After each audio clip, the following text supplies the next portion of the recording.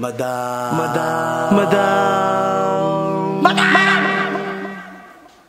Ivan.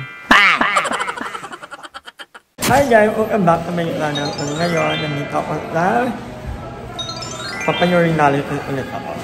Alam niyo na pag may mga nararamdaman.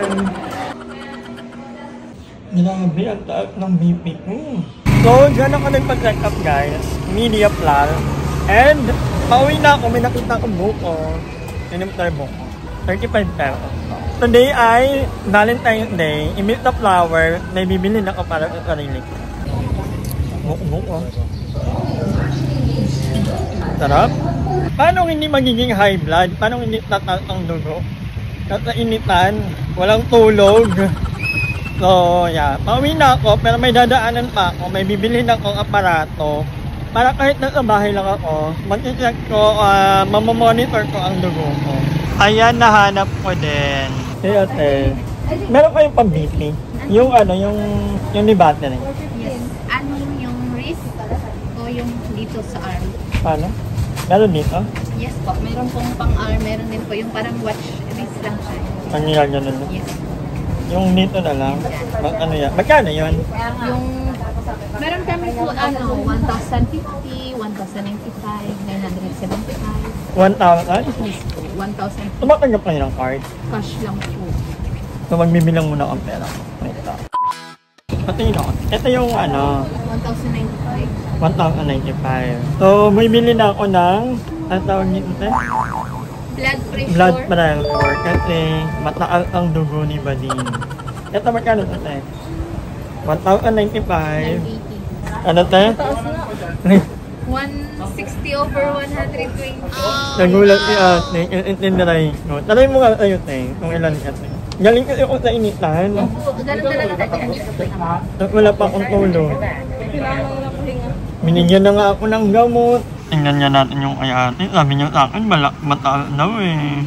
Your systolic blood pressure is... A few moments later. Hulaan mo, high blood na naman iba din. Kaya naman, bumili ako ng... Yun, magdodoktor na ako. Nayaya ko kayo mag-walking. Grabe, sobrang haba ng nilakad namin ha. Gusto kong manisip pero hindi eh. Valentine's kasi ngayon. No? Kailangan mo pa mailabas mo yung ano mo. Yung sama ng nararamdaman natin. Lahat ng sakit. Kahit na dami masakit sa mata sa paligid. Oh, pero ako kasi ginawa ko ito kahapon. Gabi, walking ako mga 1 hour. Hindi kasi ay pala walking. Pero yung 4 hour health ito. Binipit yung kanina. Normal.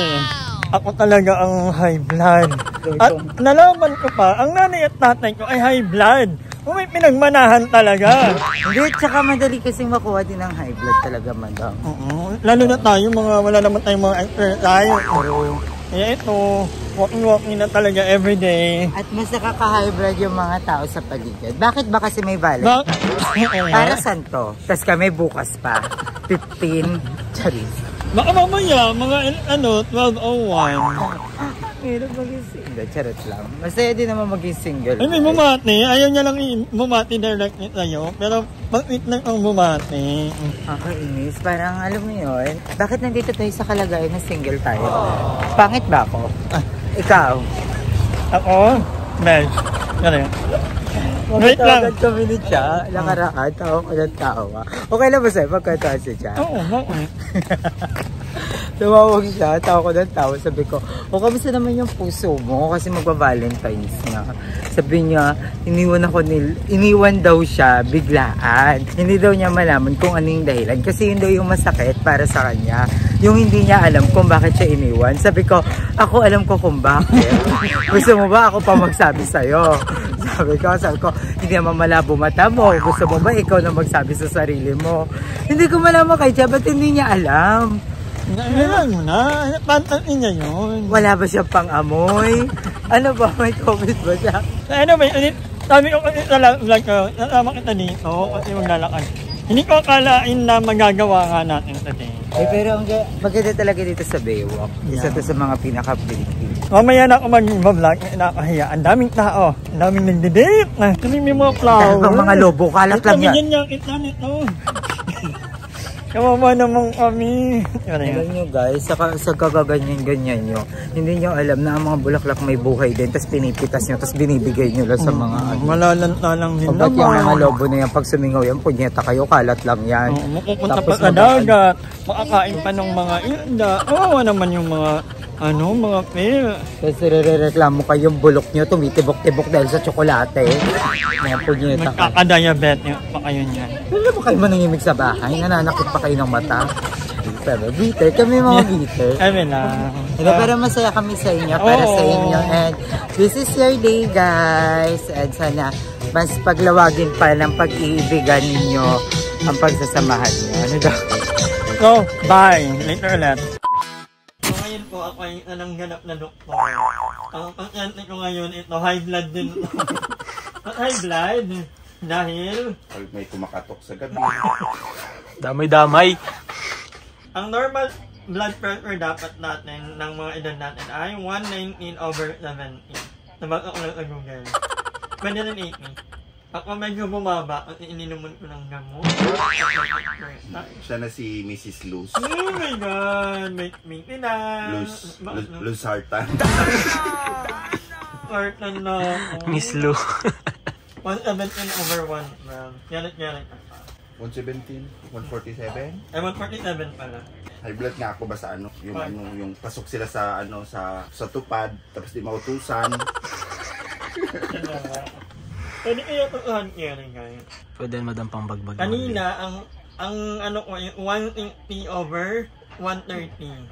Nag-walking ako ngayong gabi. Kasama ko si Ayi. Saan kayo nakarating madam? Ano lang? Baywalk. Na ikaw din, ibibipikit na. Para makita ko yung dugo mo. 130/102. So, nabila ko ng isda at mamimili pa ako ng gulay. Ang palaya. So, ayan guys. Nakuha ko na yung result. I'm so happy. Kasi normal naman yung creatinine ko, yung potassium, yung sodium, BUN, lahat normal. For ang nakaka-trigger talaga ng high blood ko. Ay, dito na ako tatakay pala. Ba't pa ako lalayo? Puyat. Hindi ko kakapuyat ko. Saka naman ako sananay yung tatay ko talaga. Diyan ako nagpapano. Hindi naman mahaba yung pila, in fairness. So, I'm so happy kasi normal lahat ng mga lab results ko. So, babalik ako bukas na umaga kasi nga, ewan ko, naguluhan na rin ako sa fasting. Mas maganda daw pala kapag gabi nag-fasting. So, mamaya, hindi na ako kakain by 10 p.m. At nadiretso na ako dito by 5 or 6 a.m. Ganun kaaga. And okay lang naman kasi for our health. Happy ako kasi kahit papaano, kung nararamdaman ko, medyo nangangalay pa rin ako paminsan-minsan pero kaya. Kaya pala dati, may time na nararamdaman ko, parang nag-iinit yung likod ng tenga ko, yung batok ko, yung pala may something na ako. So, ingatan natin ang ating makalusugan. Makwento ko lang guys, kahapon, actually, nagpa-ER din ako. Nag-video ako, kaya lang, bawal daw, ang inigil namin ni Aye. Naman ako actually ni Aye. And yun, mataas yung BP ko kahapon. Kasi gawa siguro nang wala ulit akong tulog na maayos. At the same time, nag-google kasi ako ng mga ganang symptoms pag hindi pala pa ako sa hospital. So, lalo ko napapraning. So, tip ko lang, pag may nararamdaman kayo, pumunta kayo ng hospital, mag-check up kayo. At huwag kayong magbabasa sa Google kasi nakakapraning ka. Hindi naman tayo mga doktor or mga healthcare professional. So, leave it. So, magpa-check up talaga tayo. At mali dati ko pa, ba't nga ba hindi ako nagpapa-check up dati? Hindi ko alam, siguro akala ko normal lang ka. So, anyway, that's that. Pag may naramdaman kayo, magpa-check up kayo. At the same time, maging healthy na tayo. Health conscious, mag-exercise, kumain ng tama, and matulog. Yun. Iwasang uminom at manigarilyo. Buti na lang hindi ako naninigarilyo naman. So, kakatapos ko lang kumain at ang ulam ko ay kalabasa. So, wala naman ang problema sa pagkain niya. Kasi, as you all know, hindi naman ako mahilig lang kumain ng baboy or manok. Pero sabi nila, healthy naman daw pala kumain ng manok kahit papaano. Lalo na kung siguro kong hinabawan. At part na ng aking magiging dietary plan ay kumain ng prutas. At kakain ko lang ng banana. At ngayon, nakain ako ng apple. Hindi ako nag-a-apple, pero ang ngalan ng kagandahan ng ating kalusugan, mag-a-apple lang. Ano apple talaga to? Or parang ibang, ng apple? Ano yan Mamaya, magaling ako ng magandang diet plan para may mga high blood.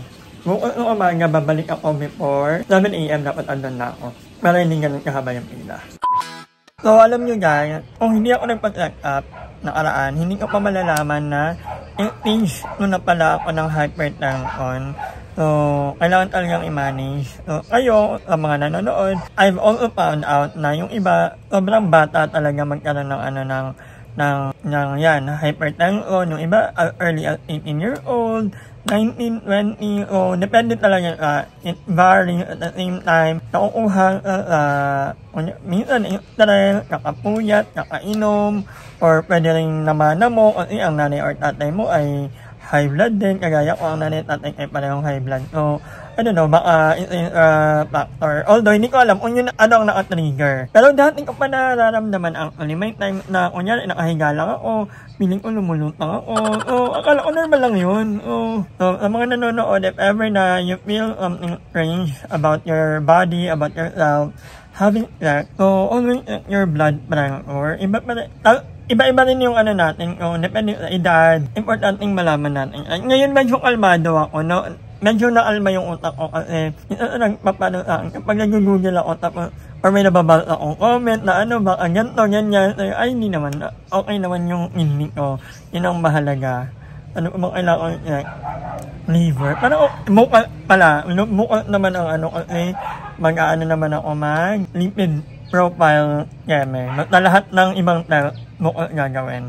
At hindi ko nakuha yung name ng doctor ko pero yung Rona, ang bait niya, ang mababait yung mga doktor, ay lahat ng staff sa hospital ng Palawan. So, thank you so much. So, good thing din, kasi yun ang malapit nito sa amin.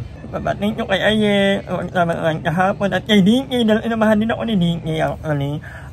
Kaya nag-process ng ibang paper, bago ako ma-discharge. Ano makatulog na ako. Meron akong melatonin, pero ang possible ayoko na umiinom ng mga gamot or kahit ng mga ganyan, mga melatonin. Actually, kahit pag mag-akit yung ulo ko guys, doon lang ako iinom. Pero pag feeling ko mild lang or medyo mag-akit lang, pero kahit lagnat nga, minsan hindi ko iniinuman. O yung mga ganun pa kayang melatonin. Pero yeah, pero makatulog tayo. And ayun yung kami mag-thank you kay Doc Van, kay Ate Tala, kay Don Wayne, ayan, natita ko, yan mga mga one call, doctor, nurse, ilang mga nagpapakalma sa akin. Ate Tala, thank you so much. Kay Don Wayne, kay Doc Van, thank you so much. Sobrang na-appreciate ko kayo. But anyway, hanggang dito na lang muna ang vlog na to dahil mag-walking pa ako. Punta kami ng SM, may mga bibilhin din ako. So, bukas na mapapanood yan. But anyway, maraming salamat at mag-ingat kayo guys. Huwag kayong gumayo sa akin na akala ko kasi dati okay lang, kasi bata pa, pero totoo po yan. Darating talaga yung panahon na maniningil ang katawan natin. Lahat ng mga pinagagawa natin sa kanya during our younger year, pagdating, akala ko at 34, I'm okay, healthy ako. Kasi hindi ako nag-yosi. Yan, nag-iinom. Hindi naman ako Pero time will come, iingilin niya tayo. Kaya, take good care of yourself. Ingat kayo guys. And I'll see you tomorrow. Hi! Maraming salamat sa panonood ng video na to. At kung natuwa ka, please don't forget to like and share this video. Mag-subscribe na rin kayo para bongga na. Yun lang.